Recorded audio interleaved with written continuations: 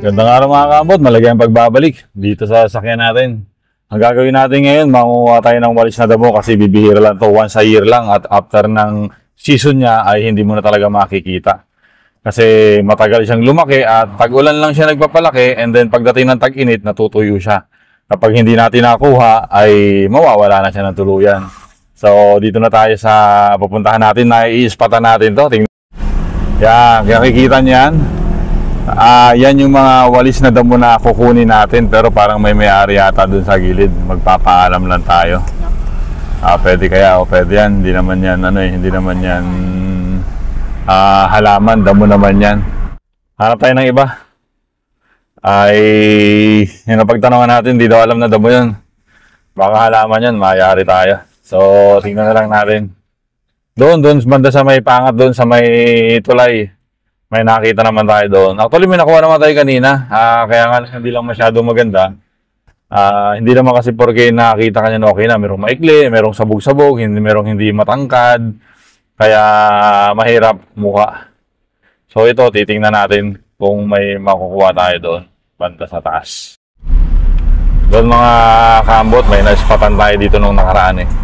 Hindi ko maintindihan yung napagtanong ko kanina. Hindi ko alam kung hindi nakakaintindi ng Tagalog eh.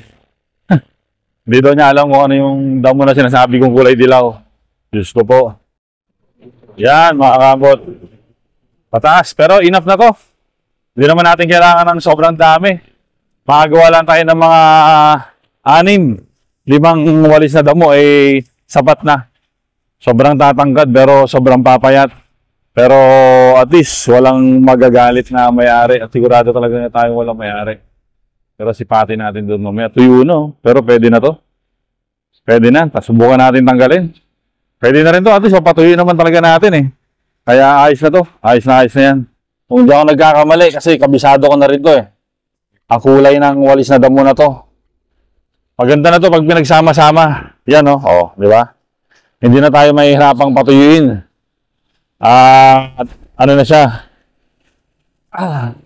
isa to sa quality na hinahanap natin sa walis na damo. At mahaba na matangkad. Yan. Hindi mali sa isip yung kausap kong matanda kanina, yung bata hindi umimik. Diyos ko po naman, parang nasa likuran na lang namin yung walis na damo eh. Tinatanong ko lang kung pwedeng manguha nun. Siguro ay hindi rin kami nagkakaintindihan kasi nag-Ilocano eh.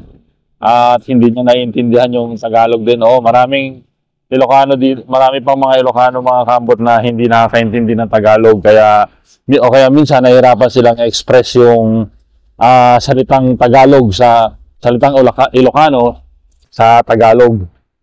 Kaya akala mo ay hindi kayo nagkakaintindihan, pero ang totoo ay hindi talaga kayo nagkakaintindihan. Yan. Mas maganda sana kung mas maraming sanga ang makuha natin kasi yun yung ideal. Isang puno, maraming sanga para pag nagsama-sama mo yung walis ay konti lang ang pinakapuno pero ang sanga niya marami.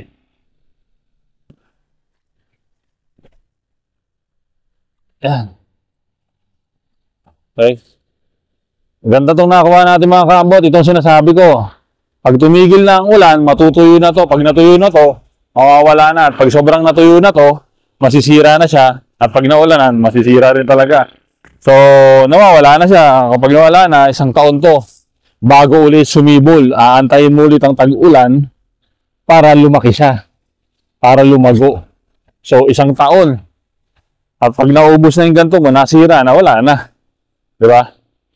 Pero, syempre, hindi mo rin siya dapat iingatan mo rin ang pag-i-stock mo sa bahay kasi nga tuyo. So, okay. Yan na, tayo na. Ito yung nakuha natin kanina, yung sariwa, oh. Pero mas mahaba pa talaga itong mga to. Grabe, ang ganda na nakuha natin. Sobrang haba. Pwede siyang gawing Christmas tree. Pag may nagtanong sa atin mamaya, sabihin natin para sa Christmas tree. Okay, lalaglag na yung mga dahon. Okay, we're back. Ayan na yung sa likuran natin. Halaman na walis. Ang walis na damo. Ang tawag ko dyan ay walis na damo kasi damo lang talaga yan.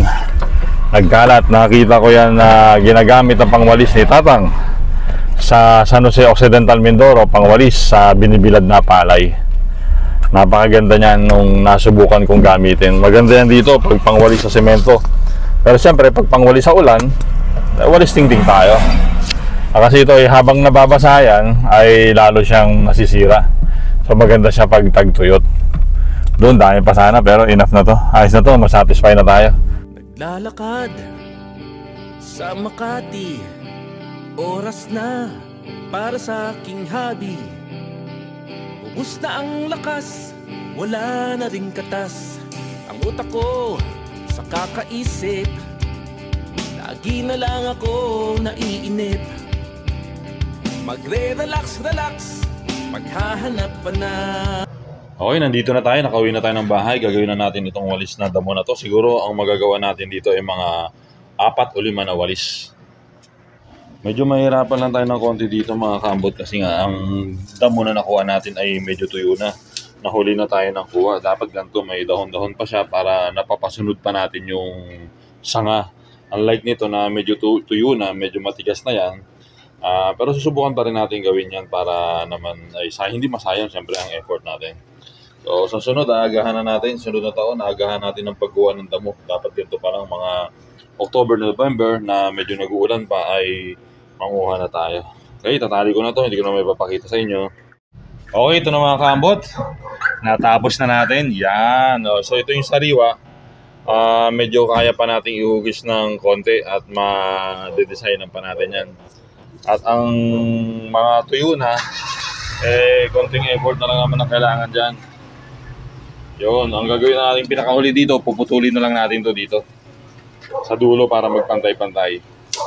Okay, at gagamitin na natin yan bukas. Hindi ko na mapakita ang pagputol niyan, napakadali lang naman yan. Gulok lang yan dito, tatagayin lang natin ng konti yan para magpantay-pantay, para mapakinabangaw. After 2 days, silipin na natin.